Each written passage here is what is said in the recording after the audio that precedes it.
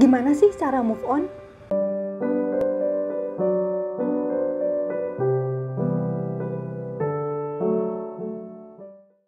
Hello, welcome again to Stay at Home with Auntie N. Pada video bagian pertama kemarin, Auntie sudah bagikan apa yang harus kamu persiapkan supaya kamu jangan gagal move on terus. Nah, hari ini Auntie baru akan bacakan tips atau langkah-langkah untuk kamu bisa move on atau move out dari gebetan atau mantan kamu, seperti yang Auntie sudah tulis di website. Auntie akan bacakan sambil Auntie akan bahas ya.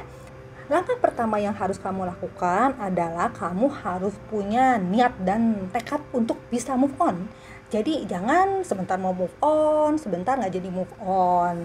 Dan kamu juga mesti, kalau kamu masih berharap untuk balikan lagi sama si dia, itu juga bakal buang waktu kamu. Nah, kamu juga harus kasih batas waktu kepada diri kamu sendiri. Misalnya, pokoknya bulan depan gue harus udah berhasil move on gitu. Jadi pokoknya itu yang menjadi langkah awal kamu, punya niat dan tekad. Sekarang yang kedua. Yang kedua adalah yang penting juga, kamu harus mulai berdoa. Kamu harus tahu bahwa kamu pasti gak bisa move on dan mengelola perasaan kamu itu dengan kekuatan kamu sendiri. Tapi percayalah kalau Tuhan itu sanggup untuk menguasai hati dan pikiran kamu kalau kamu izinkan Dia bekerja. Kamu juga harus mulai perhatikan perkataan-perkataan kamu. Jangan kamu katakan hal-hal seperti misalnya, pokoknya gue gak akan bisa move on selamanya, atau gue gak akan bisa ngelupain dia dan bla bla bla dan bla bla bla. Coba ganti perkataan kamu ketika kamu bicara atau ketika kamu ngomong sama diri kamu sendiri bahwa gue pasti bisa move on. Nah, sekarang langkah yang ketiga.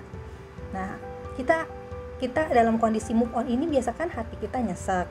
Jadi kita perlu juga untuk mengeluarkan isi hati kita supaya hati kita lega.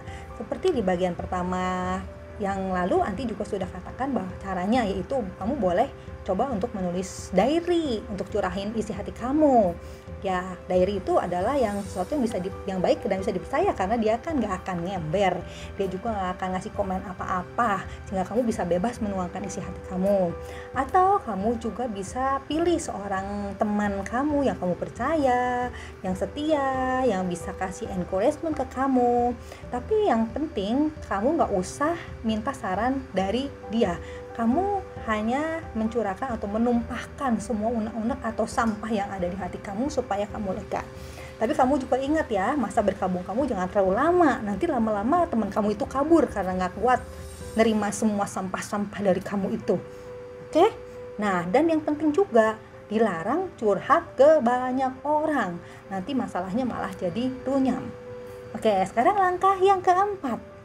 Stop stalking. Nah, kamu harus berhenti untuk stalking kehidupan si dia.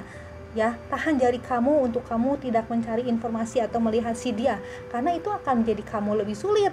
Waktu kamu melihat foto dia selfie, dia makin cantik atau makin ganteng, atau kamu juga jadi panas hati waktu kamu lihat ternyata si doi itu lagi jalan sama cowok atau cewek yang lain. Jadi, untuk sementara waktu kamu harus berhenti untuk cari info tentang si dia dari media apapun atau dari siapapun juga. Oke, sekarang langkah yang kelima, langkah yang terakhir yang sebenarnya paling penting. Coba kamu ambil waktu untuk pikirkan sebetulnya apa sih tujuan kamu itu terus bersama-sama dengan dia atau tujuan kamu untuk dapetin dia.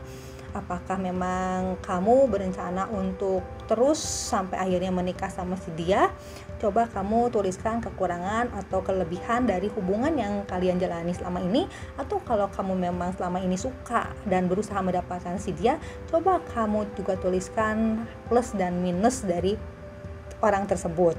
Ya, dengan demikian nanti juga dari hasil perenungan kamu akan lebih tahu sebetulnya apa sih yang jadi keinginan kamu, apa sih rencana masa depan kamu, dan ini akan membuat pikiran kamu itu menjadi lebih jernih dan nanti kamu akan lebih bergairah untuk menyongsong masa depan kamu yang pastinya lebih cerah. Jadi hari ini Auntie sudah bagikan ada 5 tips atau 5 langkah untuk kamu bisa mulai proses move on kamu. Nanti akan berikan 1 tips buat kamu supaya kamu berhasil dalam mempersiapkan diri sebelum kamu masuk dalam proses move on. Itu kamu harus menyadari bahwa kalau hubungan kamu saat ini tidak berhasil atau kamu belum berhasil dengan orang yang kamu sukai saat ini, percayalah bahwa Tuhan pasti sediakan seorang yang lebih baik lagi untuk kamu di masa depan, dan dialah yang akan menjadi pasangan hidup kamu. Kalau kamu bisa mengerti hal ini, maka kamu juga akan bisa menerima hal ini dan kamu dapat masuk dalam proses move on dan berhasil.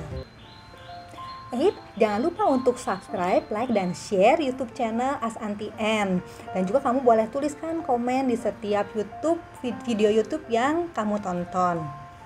Kamu juga bisa baca tanya jawab dengan Ask Auntie Ann di website askantienn.com menu Q&A.